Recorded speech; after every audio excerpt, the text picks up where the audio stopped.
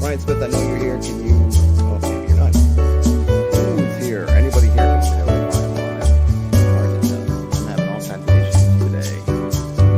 And this is just right on something. Says I'm on it. Maybe I am.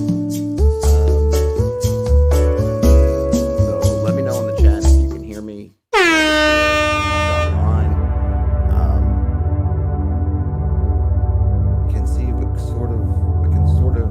See if we sort of hear you in the background. Let me stop video, start video. Oh, in the background, what is going on? I wonder. All right, let me give it another minute. That should be done. I'm not sure. Issues. Where go the issues? I'm good now, though I'm not loud. All right, I can fix my loudness. Loudness I can fix. Let me get in here. Loudness I can fix. We're looking at mix A. Oh no, all right, let me just. All right, I'll pump myself a little bit more on that end. So let me know if I'm super loud now. So I was supposed to get along with Daniel Bandit's Keep, and then Daniel sent me a message. Of course, I didn't receive it till after I'd posted that he wanted to move things until after GaryCon, just because he had a lot of stuff going on at GaryCon, which are getting ready for that and all kinds of other stuff, which I totally get. So I was fishing around for things. I definitely have some books that folks had sent me that I wanted to look at, but I wasn't sure what I'd be able to get into, and I didn't necessarily want to start a book on a Friday if I didn't think I'd be able to finish it, simply because it's Friday, and then you have to go through the weekend, and wouldn't be able to come back till Monday, and I might have forgotten half of what I talked about today. So I thought, well, let's do some hexcrawling stuff. Let's do some questions, some answers, some stuff. I thought I could start off, and I'm happy to take questions. I could also pull up Reddit to see if there's any questions there about hexcrawling, just to get some fodder if folks don't have questions offhand, which I also totally understand. One of the things I start with, there's something that Daniel and I had, I don't want to say, oops, I'm just going to tilt my camera just a little bit up. Something that we had talked about is kind of the concept of like a roster. I think that was the term that I used.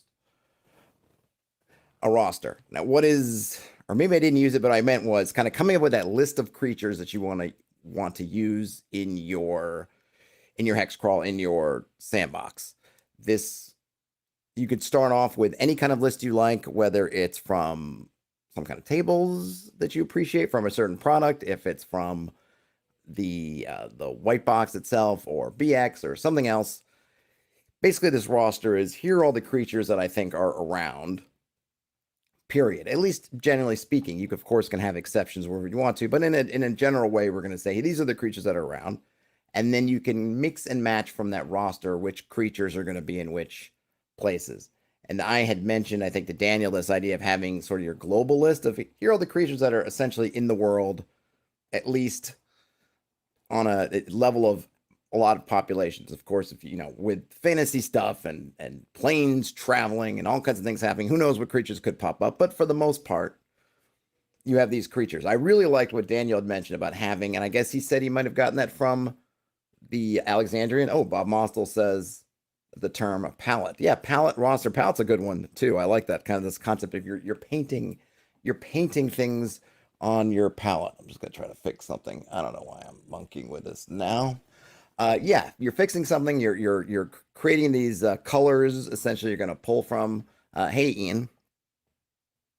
So you want to make that kind of list, and like with the palette, anything else, you can always go to the paint store and buy more paints if you want to supplement them or make whichever exceptions that you want. But having that palette, that roster, is good. And once you have that kind of global roster, or you can go from a local roster, you can then start to mix and match. So you say, okay, in all the woods, these are all the things that are in woods.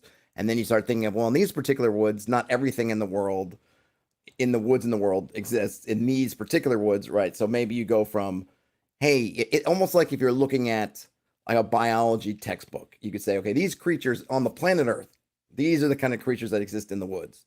Do they, all these creatures exist in every woods that's in the entire world? No. Then you might break it down and say, okay, in Asia in the woods, there are these animals, these a subset of these animals are in these woods. In Europe, it's these, and Africa, it's these, and in the Americas, it's this, and North America, it's that, South America, it's that, and then even within there, you could say, okay, in the in the Pacific Northwest, in those woods, some creatures are going to be in common with, say, the woods in the northeast of the U.S. There's going to be some overlap, but there's going to be some differences, and so what then you can have those, and of course, within a particular patch of woods in your backyard, in your town, in your 6 mile hex, those might even be more particular. Zuriel Redux, hello. Hey, starting their first Hexcrawl campaign. Awesome. From that perspective, how do you begin to map the world? It is daunting. Yes. So good. So my first real question. So let me just finish up real quick on the rostering. But essentially, they are, or creating your palette, whichever you'd like. The essence of how I think this can help is part of the whole deal, I think, with running a Hexbox campaign that makes it runnable or doable is that you're able to kind of pre-do some work and then use that work. And by creating these rosters, you can really prepare yourself so that in a particular moment, when you get to a particular patch of woods, you can go up down the chain and say, where are these things? You can get your roster that you can either create a table or adapt a table to roll on or populate it with easily, because you've already done that back work of populating these different rosters and sub rosters or palettes and sub palettes, however you want to call it, and then going from there. So that was a thought I figured out I would get out there. I know we talked about it somewhat with Daniel earlier. Thought we could do that, but getting onto Zuriel Redux's question, which is a huge one. How do you begin with the world? Now, a long time ago, I feel like now, I did a couple of videos on using Hexographer, or I think Hexographer 2 now, Worldographer, and those, any kind of tool you want basically to be able to generate a huge area of random terrain, I think is good. Whether you want to use Hexographer, whether you want to use, there's a bazillion tools now. Campaign Cartographer, I think the had a fractal planet.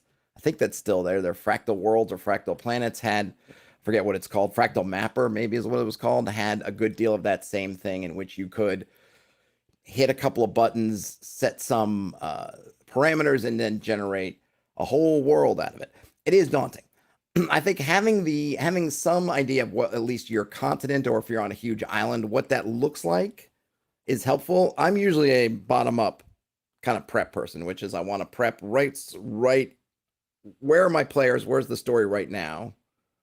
Prep around there, and then let stuff outside of there fill in as the scope of whatever's happening happens. So I'm not going to worry too much about what's way beyond the players' scope. I want to worry about what's maybe right beyond them because they're in the town. And so there's where they're the town and say their home base, and then the wilderness and the kind of things around them. And then I want to know the next level. They may ask, oh, well, what kingdom are we in? And well, the kingdom is obviously bigger than the town, but they'd want to know. They might ask what kingdom is beyond the west of this kingdom, and the people there might not know. And I can figure that out when they ask, or when they decide to go west towards that border area, then I'll decide that. But having some idea of the overall scope of the place, either the world, the island, the continent, can be helpful, because you might ask, well, which way to the sea? And I mean, I'm guessing for the most part, people, if it's anywhere nearby, are going to want to know those things, much like who are the gods? Who do people worship? It might be something supremely local, but there's probably some kind of global things about that I want to establish, because people are going to ask and people are going to want to know. Now, that kind of blank page of, okay, well, I want to build this world, as Zuriel Redux is saying, I want to run this Hexcrawl campaign. I got nothing. I'm using a tool that can automate just spitting out a bunch of terrain is helpful, because it gets rid of that. I think they call it in terms of writing, and I think other arts, it's the kind of fear of the blank page, or this kind of blank page problem when you start to write a paper or something and you're looking at the blank page, and it can be very difficult to just get those first words out there. And I think often you'll hear advice, just like get it out there. It doesn't matter if it's good, bad, or ugly. It doesn't matter if it's ultimately going to make even your earliest draft, but you just want to get past that blank page, that kind of dauntingness of it. In the same way, I think a blank map or a blank page that's going to be a map can have that same daunting factor. So when you can use some kind of generator that's going to spit out a whole bunch of terrain at you, it fills that page for you. And then the next step, and Zuriel, you can look back. I get on a couple of videos, or I think I even did at least one of them as a stream where I went through this. Is you can go through then, and I'll take some massive worldographer planet basically, and I'll start to look for terrain that I kind of like zoomed out. I'll say, okay, this is nice. And the kind of things I like to look for, I like to have some different flavors of terrain for players and just for my own gratification. So, okay, some, woods is good, some hills is good, some forest is good, maybe something interesting if there's a desert or some kind of interesting juxtaposition of terrain, maybe some coastline, either something I can turn into a river, because I think by default, something like Worldographer isn't going to create rivers. You can do that later on, but often I'll just look for, this might be a place where a river could be. And once I start thinking about if there's a river there, then suddenly I'm thinking about, there's probably a town there. And, where can I find these elements, I guess, for me that will, what I'm looking for, I think, behind the scenes, if I could drill down into it, is I'm looking for places where there could be some kind of civilization. So rivers and things like that, where could be some kind of culture that isn't just overrun with monsters and yet has elements where we could have wilderness where things like monsters, ruins, and those other things could conceivably be and not have been already tamed and pacified or destroyed by the civilized culture. So where can we find that mix? And things like hills and mountains and swamps and deserts are all those nice barrier places because they will help preserve the things that are hidden, things that have been lost, things that are wild from people. So it makes a good explanation. Okay, I want to have these towns here, but I want to have these places here for players the party to go out and explore.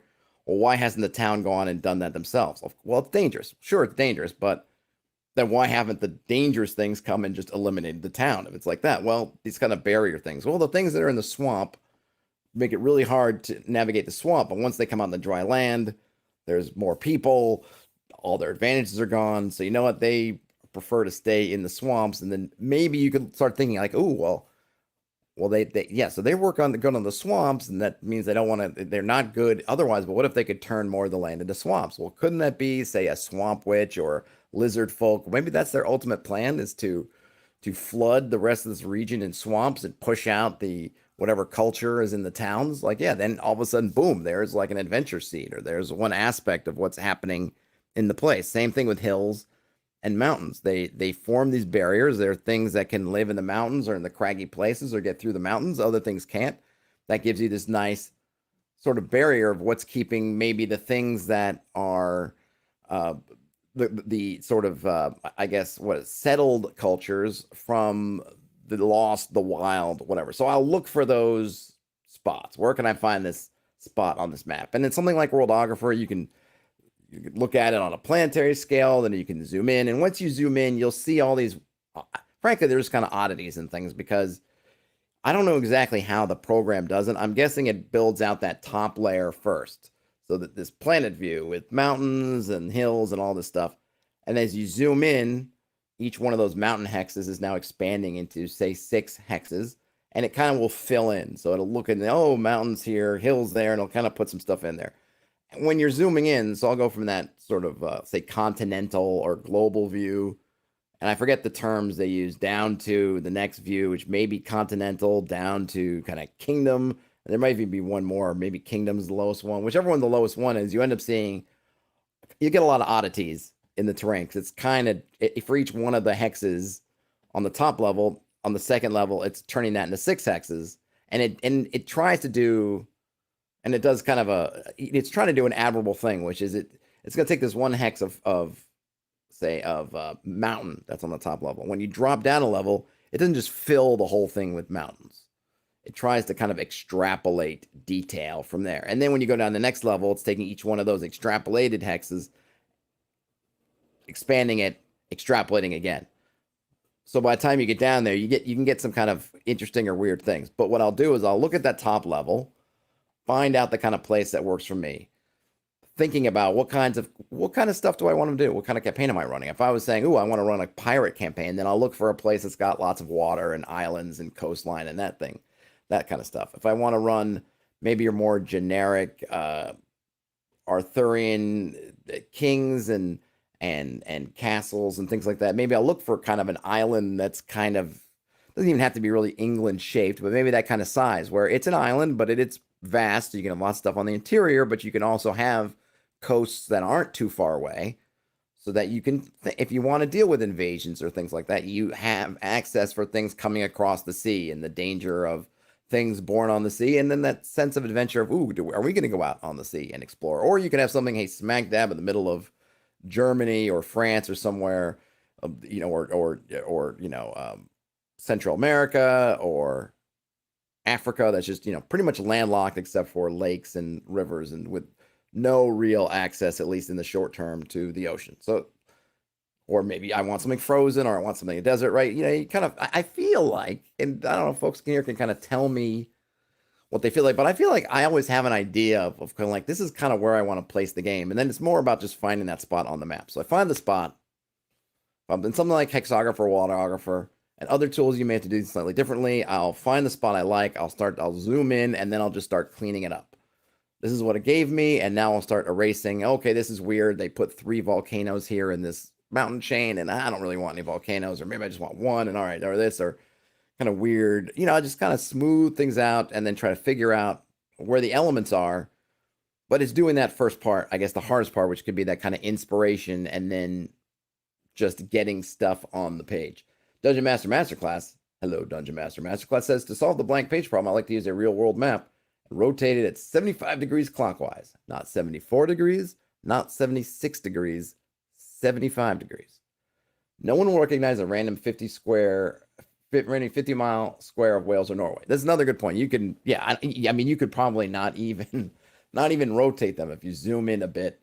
I couldn't tell the coast of Maine from anything. Probably couldn't even tell something like Long Island if you just cut it a bit. See, I didn't see the edges of the island. Brian Smith says, agree with letting randomness do the first step. Then you have something in front of you that matches your vision or not. Right. I think that's kind of it. I think it's getting something, and there are even other things you can do. Zero Redux, people do stuff like they will drop liquid like coffee or something else that has a strong color on paper, and just as it seeps into the paper and dries, it will leave kind of patterns. There are you could do other things. I think people have used, I've seen that done with watercolor as well, just putting some droplets of watercolor and just letting it go and seeing where the paint dries. That kind of thing will work. People have used drop dice. I think ultimately for me, since I'm going to be converting everything into a hex map anyway for myself, I don't mind kind of starting with a hex map, which is why I tend to generate the Worldographer, Hexographer thing. There are also tools for games. I posted a while back a video on using it was something that it was a part of a game or was made for a game, but it actually made these really cool maps. And I went through the process of showing how you start off with this map and then you can kind of tweak it a bit and then throw it into Worldographer and get the hexes from it. I think that map actually created rivers and things for you. Had some funkiness with the scales, and I'm not sure the scale of things, which I don't remember if I actually got around to figuring out, but it can get you on that first step. And then Terrence says, finally, my dirty cocktail napkin collection will pay off. That's right. And I've seen people do all kinds of stuff. People have done things like found maps of, look how the pattern of rust on a metal girder or something like that, or anything that's got rust on it will have that kind of crackly, crinkly edges and things that will be reminiscent of coasts. Some of those obviously have to do more work in because you'll have to throw in the mountains and throw in the different features, but they'll give you the outline. So you can probably look at and think about what's going to give me the most trouble. Is it that outline? Like, I just don't know how to draw a continent, or I just don't like it. I really just need that outline. And then the rest of the stuff will come naturally to me so I can fill it in. Or do I need a lot more detail and then run from that? And then you can pretty much fine tune the technique or the method or some combination of methods that will get you what you want. Brian Smith says, for me, I found the biggest aspect to try to keep a hold of is keeping the joy of discovery for yourself through the process. Let things surprise you and don't be a slave to the dreaded V world. V word, which is verisimilitude.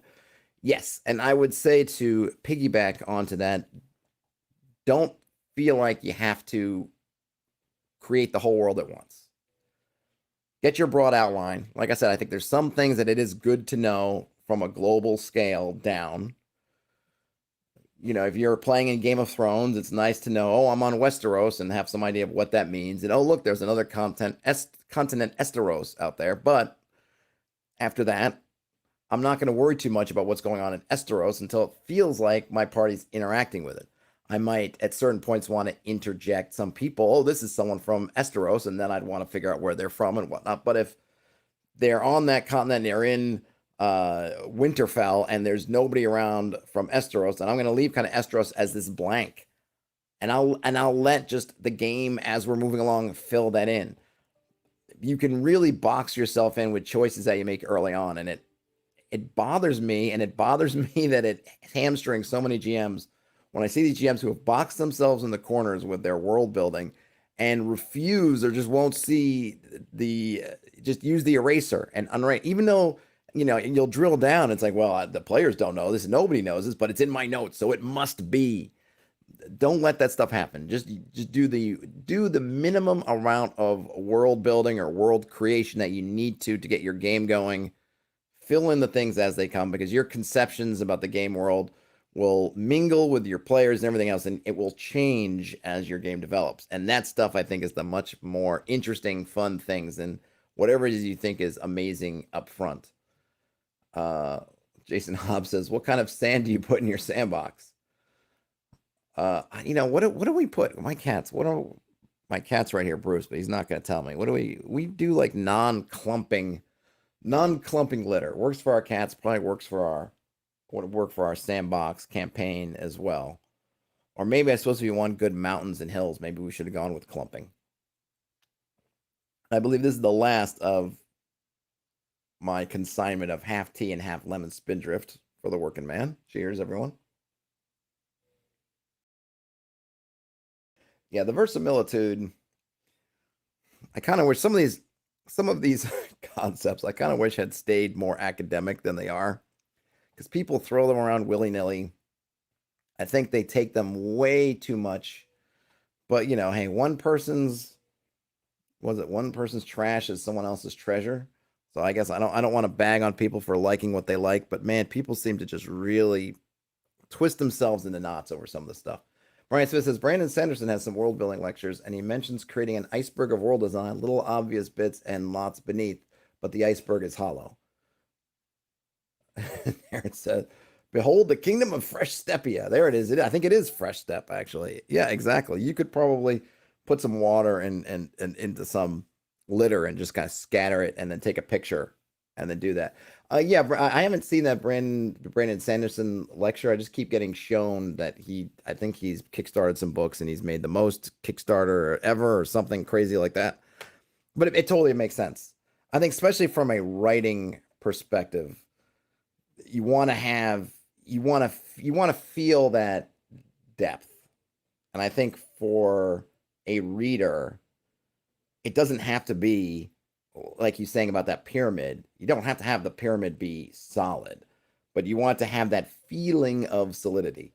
So when you have these things that get mentioned, but not necessarily explained, but they're kind of there, they kind of help guide the reader towards filling in gaps. And I think the same thing can apply in gaming. You have to be ready to go off. I think the one big difference is, right, if I mention something, we're playing Star Wars the game, and I mentioned my Obi-Wan NPC mentioned something about the Clone Wars and something else. If I'm writing a novel, if I'm writing the screenplay of Star Wars, I can just have that be the Clone Wars, and then not have to worry about it again.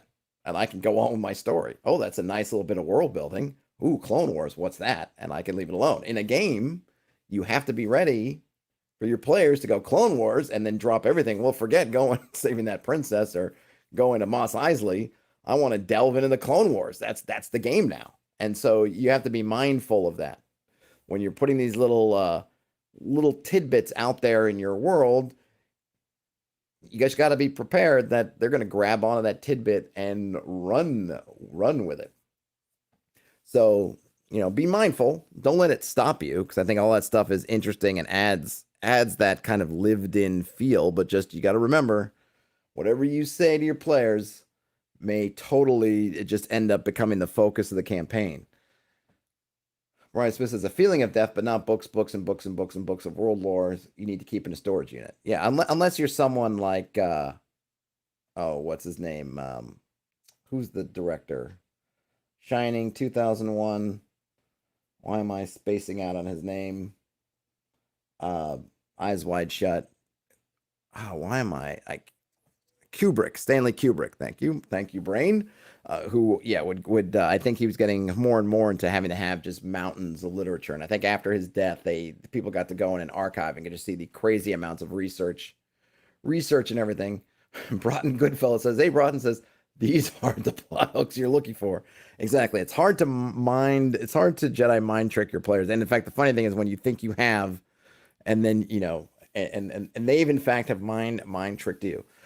Just be ready. Just be ready for it. And, since we're talking about sandbox stuff, right? Part of that freedom that we all want to give is we want to give the players that chance to search for it.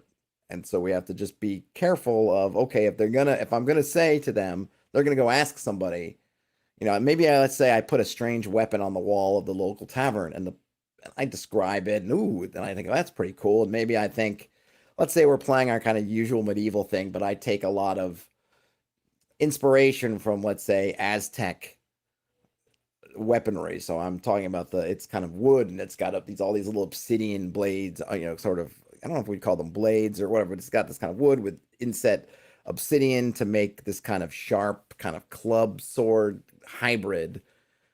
And the players ask about it. Oh, wait, hey, tavern master, where'd that sword club thing come from? And he goes, oh, I got that when I was part of the Legion and we traveled over the sea.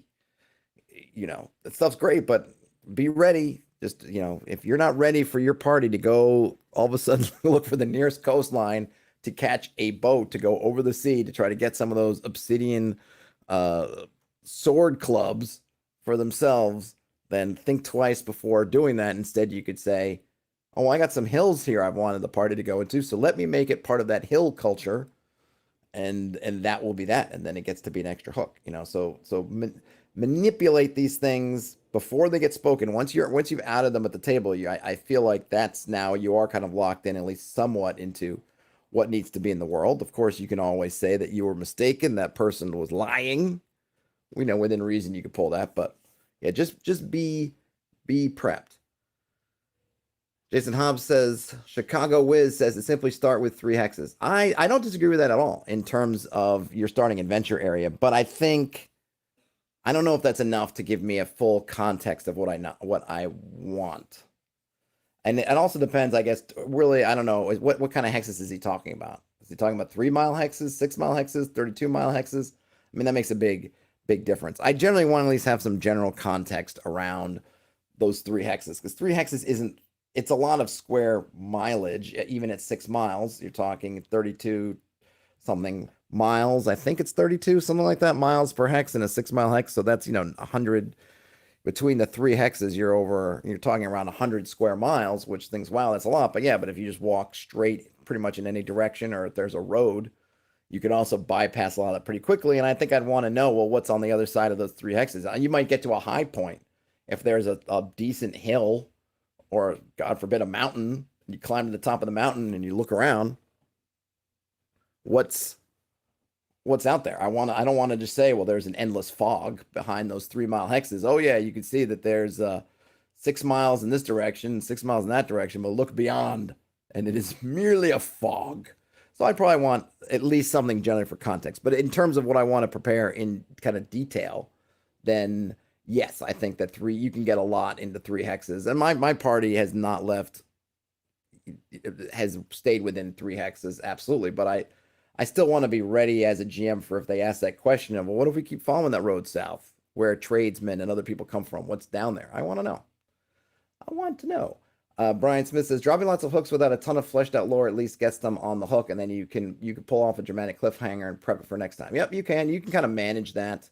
I think one of the things, maybe the trap, I don't want to say it. Yeah, I guess it is a trap, is needing or wanting to prepare things just bang zoom, right? So one way you can cope with, and I think this comes into like another kind of sandbox issue, is what happens when you are afraid or your party is going to the edge of whichever material you have mapped, whether you're in 3 hexes or whatever amount of hexes, they zigged when you zagged or something else happened, and now they're coming up until the boundaries of what you have prepped.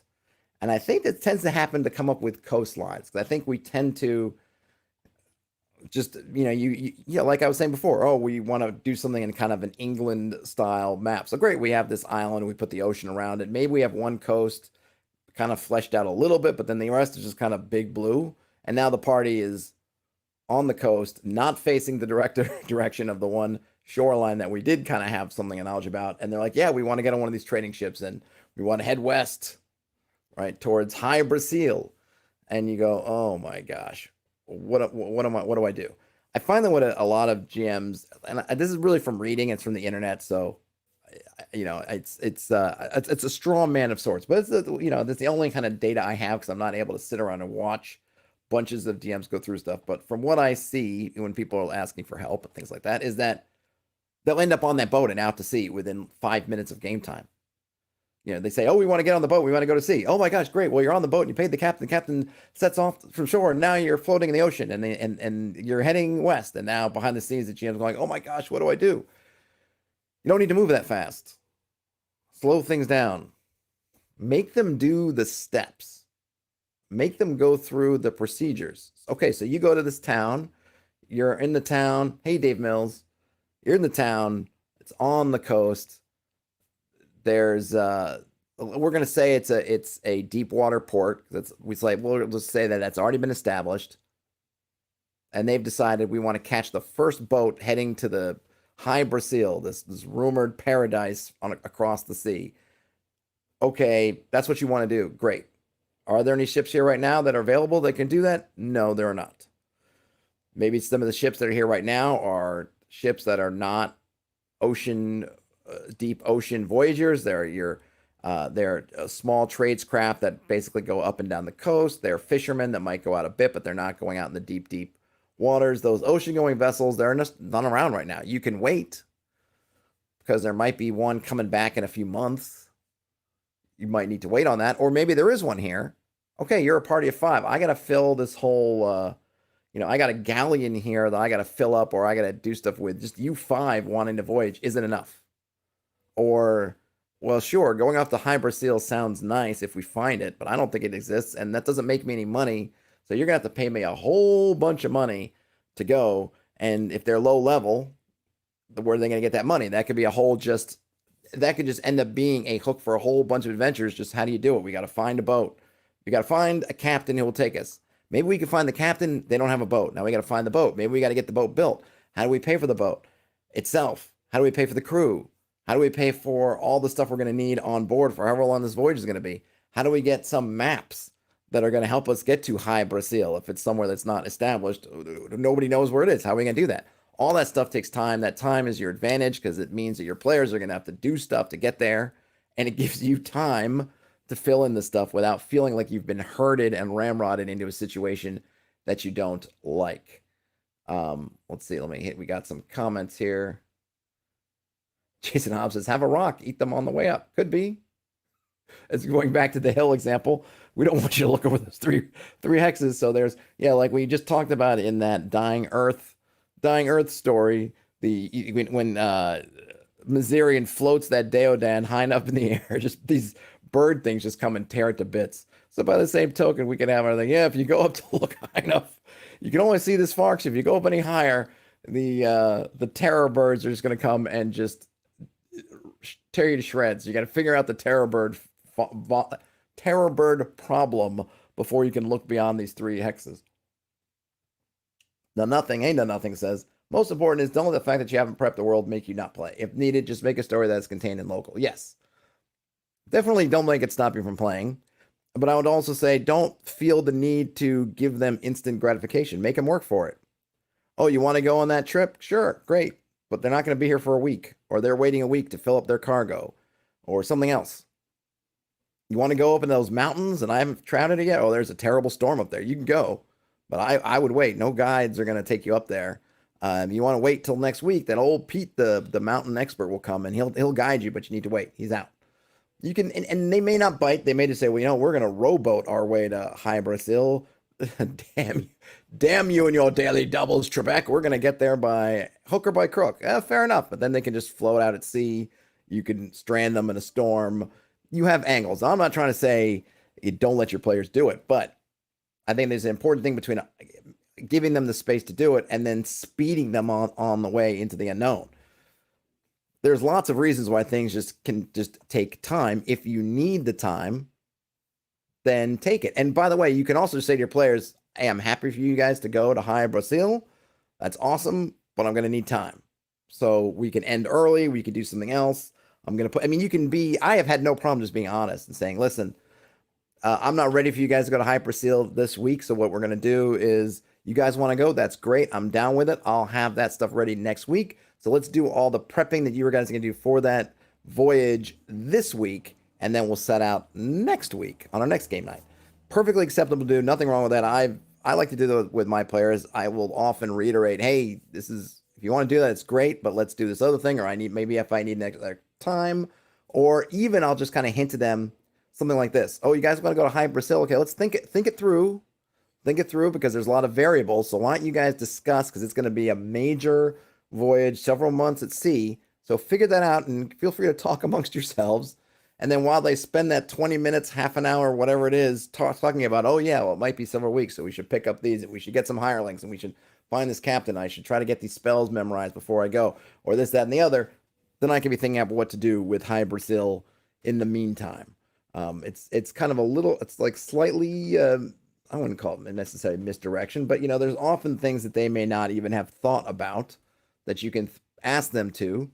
And then while they're doing that, or, just say, hey, I need a smoke break or a drink. I guess I always remember smoke breaks, because I had a friend I used to game with a long time ago who smoked. And so we have smoke breaks, but whatever, drink break, fresh air break, Cheeto break. Brian Smith says, you just have to make it up. Not sure what other option there is, but after the session, now you know a bit about that hex and you prep for that area. Yep, you could.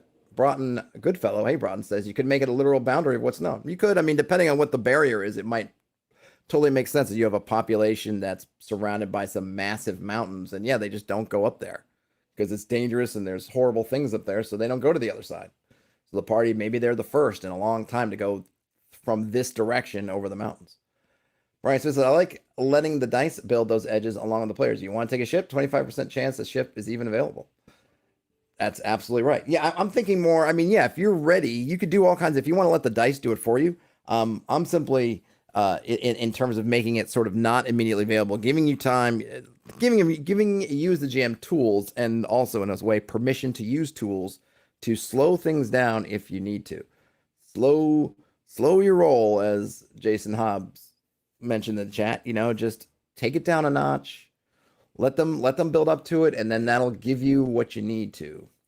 Terrence says, you want to slow them down, give them 3 different shady boats that are going. Let them decide who's least likely to screw them over.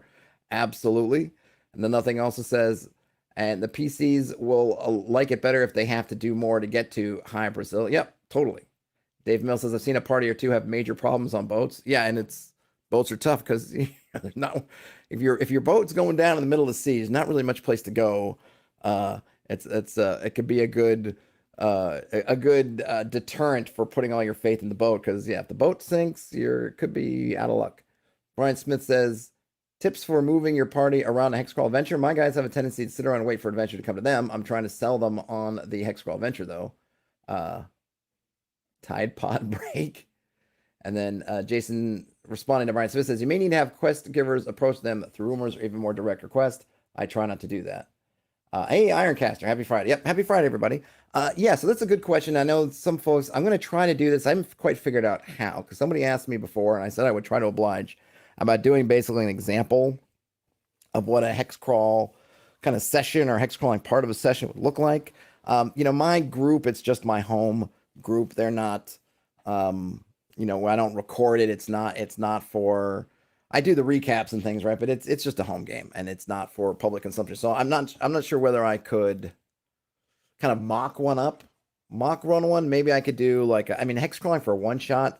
It's kind of a little bit weird, but maybe just as an example, I could get a couple of people to come on with me and we could run it that way. In terms of Brian Smith's asking for tips for moving the party around, I think part of it is putting things. So what I did with so I ran a play by post campaign for a couple of years, and it'd been the first time I'd run anything in a little bit, and I wanted to run, I wanted to run kind of a hex crawl game. So what I did was I gave them an initial mission, and the mission's reward was a map. And the mission they got was like a little mini hex crawl where they knew their destination, but they had to kind of figure out the best way to get there. When there wasn't a straight road from A to B, they could see the kind of outline of how they had to go. It was like kind of a major landmark with a coastline, so they could kind of follow the coast. But I could also sort of tease and tempt them to go into the hinterlands. Sometimes there were kind of cliffs and things that made the following the coast a little bit dangerous. So that was a temptation to them. And then once they finished that, they came and they went. And part of it was, I guess I'll just give the kind of the main details, was that they arrived in a new place, and the people who were there said, hey, you basically pay for your passage by performing this task for us, because we need adventurer types, we need these kind of strong types who aren't afraid to go out in this dangerous spot and do work for us. So we paid for your passage here, but you have to do this work. And this work was getting this surveyor to this high point. There was kind of a high promontory, a little kind of peninsula with a high that kind of rose up, and there was sort of an old tower that was ruined that was there, and the surveyor was going to go up there and kind of use that as a high point to kind of finish mapping this area for this military, for this particular culture, right? This settlement. And so that was your task. So I got to kind of feed them a little bit of, you're going to plan it like an expedition. You're in charge. So we estimate it's going to take this long to get there. You figure it out. You're going to need boat passage across, because they were on a little island that was off the main coast of this area. So you'd have to get your boat passage. You'd have to get your things, and then you were going to lead that up there. And then once they had done that, their reward was done that and come back. Their reward was this map that had some locations on them, but the locations were not, there were no roads, and there were only very general marks on the map, and the map was not to scale or anything. And then those locations, and you may need to you may need to tailor this to your party. The names and things I tried to make enticing to the players. So I think there was one that was called like the caves of the thieves, I think was one of them. There was kind of one, and the other thing I tried to do is I tried to give, one of them was this kind of underground caves. One of them was this sort of lost city where there's a mark like city or weird thing over here. And there was another one like a temple area that was over here. And one of them was in the hills. One of them was up this river in kind of a little island in the middle of a river. At least that's how it looked like on the map. And then one was in a forest region. So it gave them some choices of, what sounds better to us? Do we want to go to this religious area and see what these like lost temples might be, or ruined temples, whatever I call them? Or do we want to go check out, Cave of Thieves sounds interesting. If it's a thieves' den, maybe like pirates or something, there might be treasure. That's a good one. And then, Lost City. Well, that's kind of intriguing.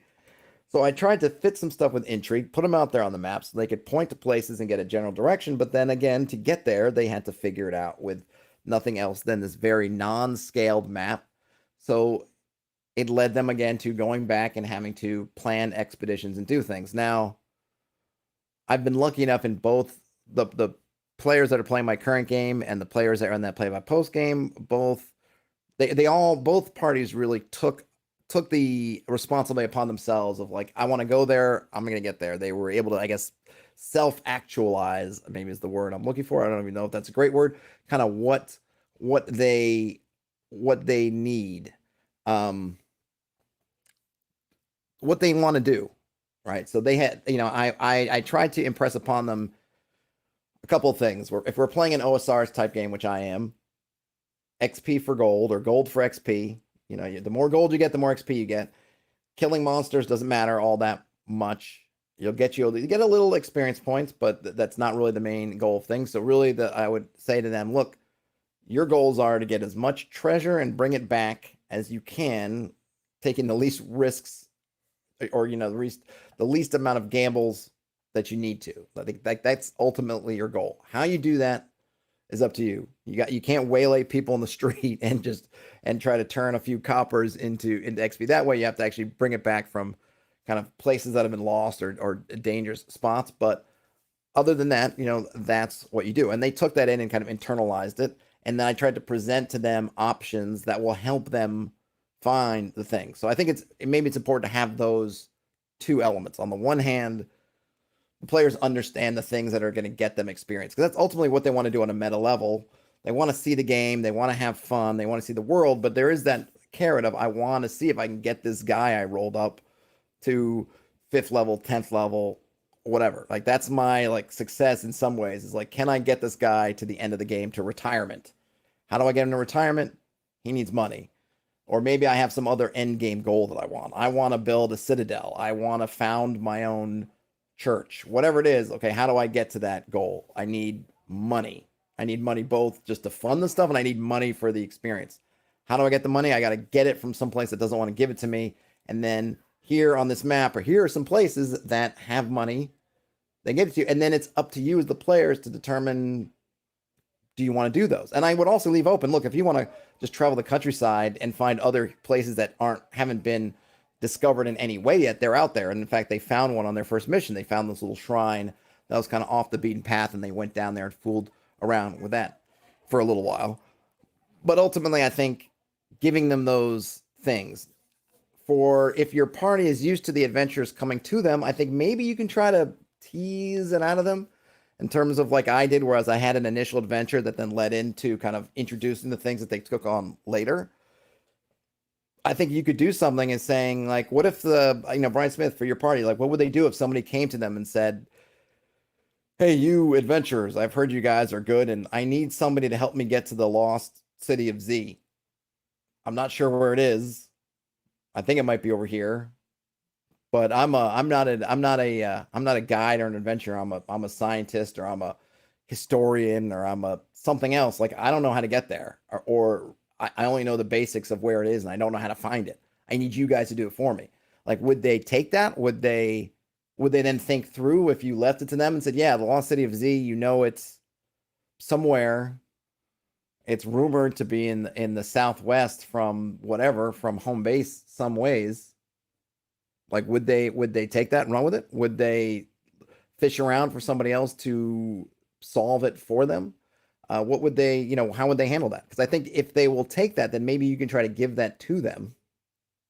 Brian Smith says they probably take the bait without considering any perils they might face. I think that's where the GM, especially if it's the first time, I'll let them know. And I think that's why it's important, depending on the game you're playing. But with the basic expert, hold on a second. Let me just fish it. I've got it right here. They put the random tables, I believe. Let's see, if I go to expert, hold on a minute. We got the monsters, we've got treasure. I'm trying to see where, because I'm pretty sure, but I don't want to speak out of turn, that it's in expert. I'm not sure where it is exactly, but I will do things like note to them, here's where I forget where it is in the book, but what I would do is I would note to them, here's the dangerous things of the world. Here's how random encounters work, or wandering monsters. So you're going to be 30, 60 days traveling through jungle. Hey, Jason. See you later. Thanks for coming. Here are these things, and then give them kind of that, put that bug into their brain of figure it out. Just like I will do with, okay, well, it's going to be at least 60 days, you imagine. Or this is what you've been told, 30 days march from here is to the start of there. And you don't know if you're going to find it, it's going to be 30 days. So, outfit yourself for 30 days, or be prepared to hunt and kind of have those things waiting for them. The rules and mechanics, if you're going to use hunting, then, figure out a bit what that means. Yeah, so, you want to say, hey, jungles are dangerous. Well, I want to know some generally, not necessarily specifically about, well, these special woods, but in general, what's going on in the woods. And I think it's good to get them in the habit if they want to ask locals about those things. Well, what is south from here? Oh, the jungles of blah blah. And in those jungles, oh gosh, I've heard there's the legend of this, that, and the other. And there's a whole bunch of other comments. And I'm just going to scroll up to see what's going on. Brian Smith says, giving the players an incomplete map seems like a juicy prompt to go forth and explore. It worked for me. It has worked for me. The incomplete map, the map that is clearly not hyper accurate. So a couple things I do. Players don't see the hex map. For me, the hex map is GM facing, and it's not even really accurate either. The hex map is just a rough approximation. In the same way, the maps that they get are not Google Earth.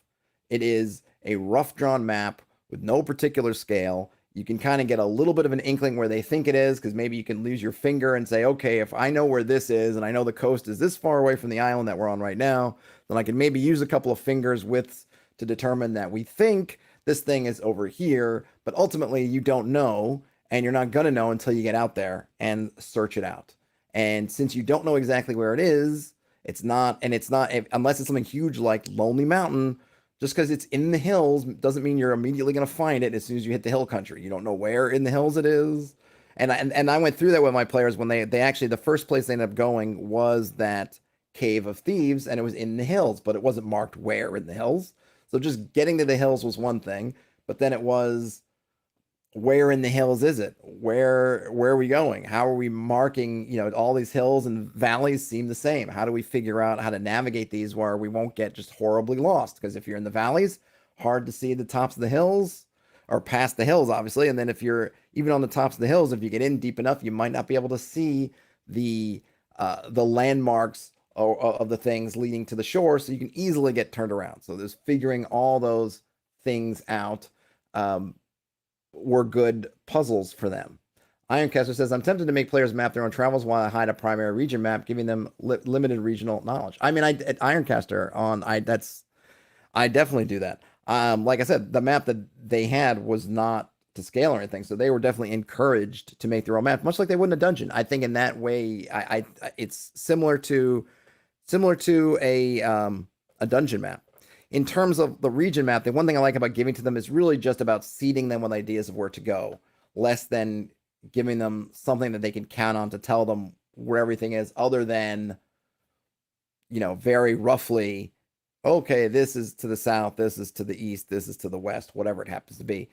That's it. Yeah, now I could have done it without a map. I think the map is kind of nice because it gives them something they can use as their basis to draw on. It's kind of like handing them that piece of paper with the entrance to the dungeon and a little bit drawn in, and now saying, here, take it from here, which I think is another way of getting past that blank page on the player side and kind of giving them permission of, hey, fill this in, use this. And it becomes that resource, and I just kind of give them a head start. But yeah, I am totally down with, like, they don't see my stuff. They don't see the very detailed stuff. The stuff, if they want something detailed, they have to get that themselves. Let's see. Ironcast also says, if I know the villages, they can trade for regional knowledge, maybe a couple more hexes in the map. Totally. Yeah, I mean, and that was kind of the thing that I did. Like, I was like, hey, take this mission, you'll get this little bit. And I think later on they got some other piece. I think they ended up helping out that same surveyor again on something of their own issue, or the surveyor's kind of private issue. And then the surveyor gave them some other bit of, oh yeah, put this on your map. I can help you take that, or I can, fill in this little detail for you. Let's see. Brian Smith says, it makes perfect sense, but having never run a hexcrawl, I guess I didn't realize not showing the actual map is way cooler. I was just going to share my map like a chump. I would say like a chump. It's all, it's what works for you, right? So I'm not a person that will on Discord shows the dungeon map. I just describe it, and then the players can map it.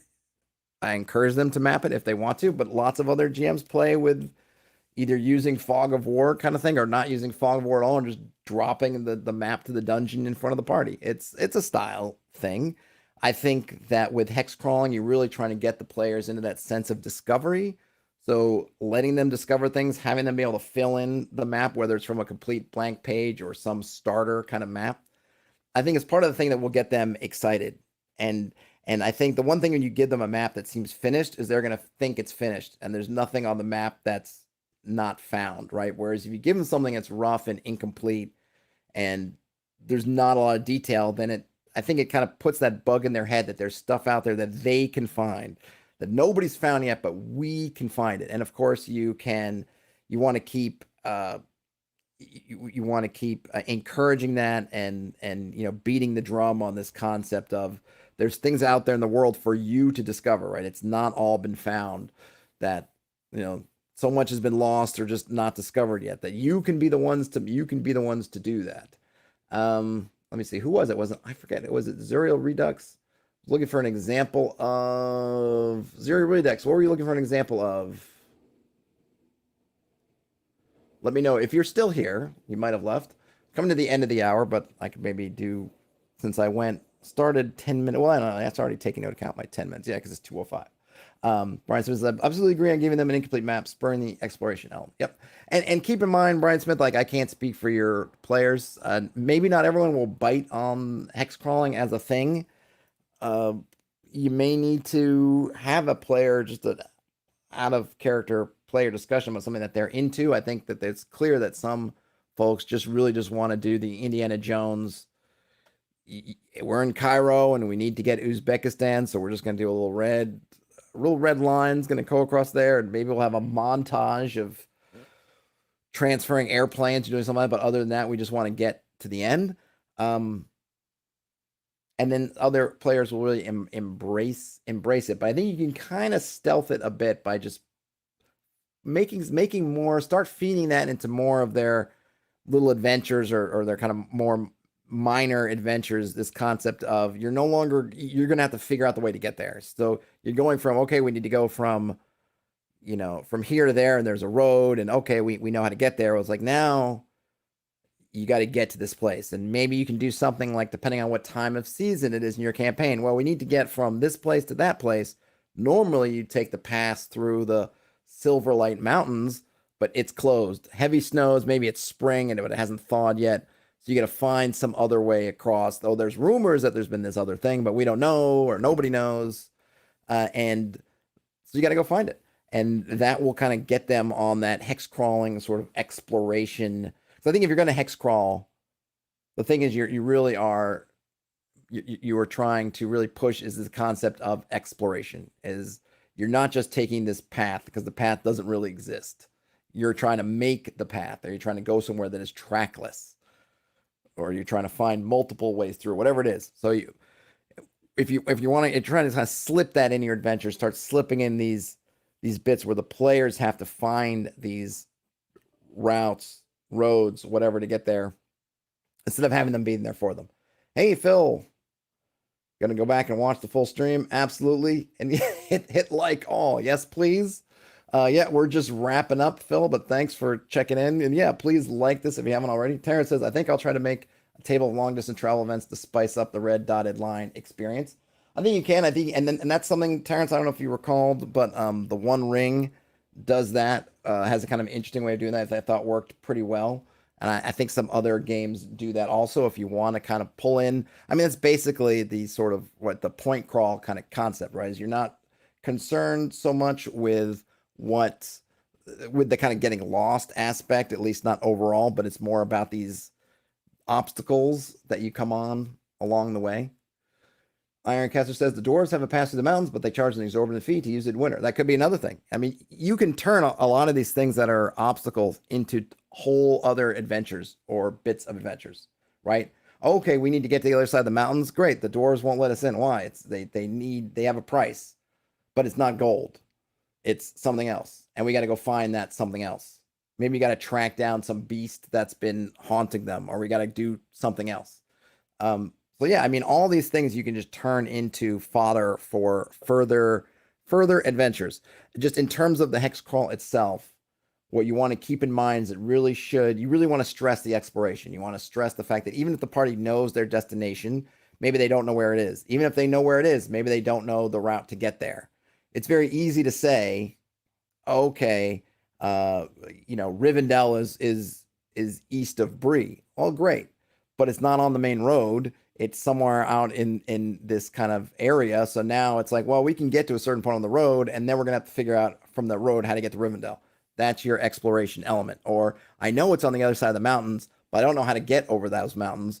that's your exploration element. Or I just know it's to the west and I'm not sure, and I'm going to have to bivouac. I'm going to have to try to find locals around the way to help. I'm going to have to, all I know is that it's basically south southwest. So I'm going to have to try to keep my eye on the south southwest as much as I can while getting through these areas that have their own navigational issues, whether it's mountains where you just, hey, I want to go straight over, but I can't. So I got to go some way out, and then I got to figure out where I will get over. And then even if I get over, I got to figure out how to get back to where I was to line up my path again, or swamps or forests, so that you can't get a good sense of where the sun is. So you might start to veer one direction or veer the other direction.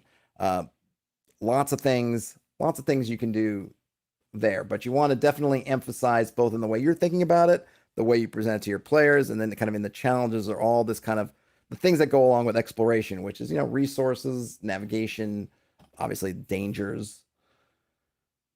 Ryland RC says, hey, Ron, just got here. Have you covered how to simulate players getting lost while looking at hex map? Seems like a bit of abstraction is needed when you can see where you came from. Well, that's the trick, Ryland, that we talked about. They don't see the hex map. The players do not see the hex map. I don't give the players a map at all, other than if they got one through the fiction. And I mentioned in one game I played, the players had on the first adventure they took, gave them a very, very, very basic map with basically no detail. They certainly don't see my hex map or anything like that. That is they can create their own.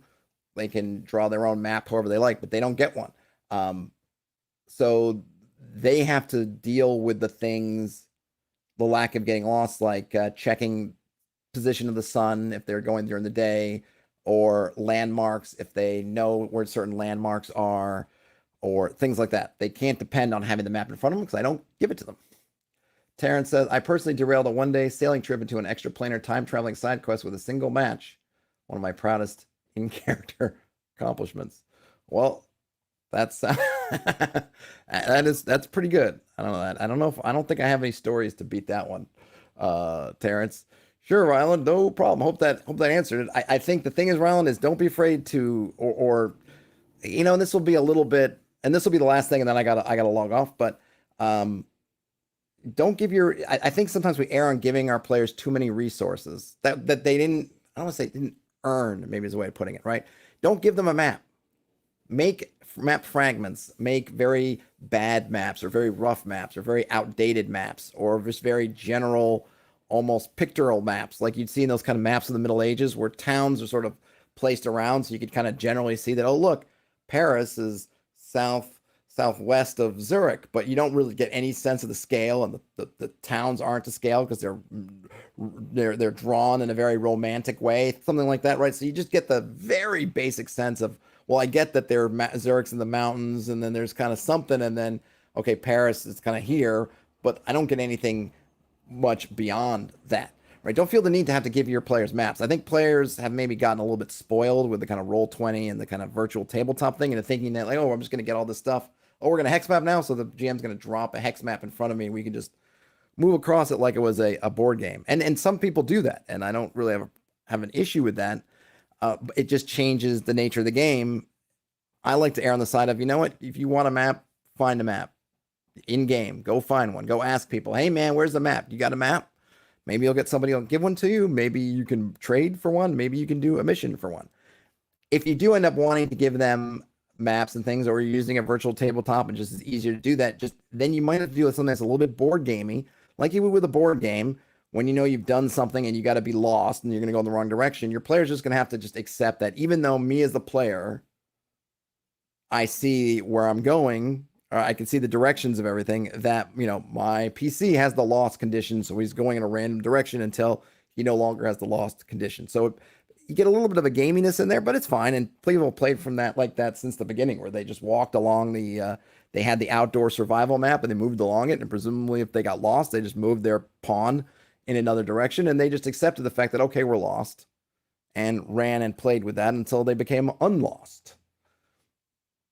Iron Catcher says, if they give a map, give a bonus to traveling over areas they've been. Yes, you can. And you can also take areas they've been and then use kind of point crawl-ish procedures for that. If they have become experts in getting from A to B, and they've done it a million times, then that part can be a hex crawl. They can have a point crawl, where it's no longer about a question of will they find their way from A to B.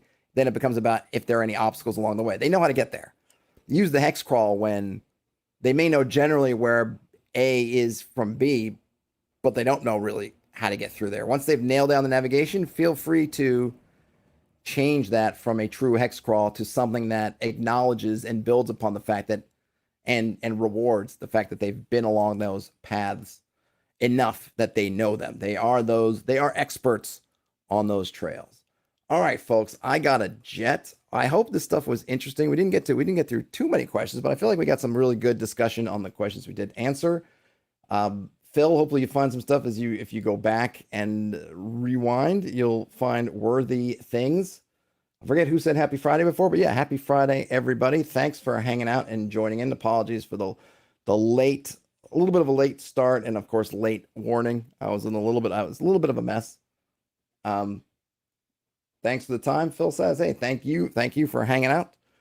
Game on, everybody. Have a great weekend if you're watching this now or listening to this now, and if you're not, then have a great rest of your day, night, whenever you are watching, listening to this. Game on, and I'll talk to you later, everybody.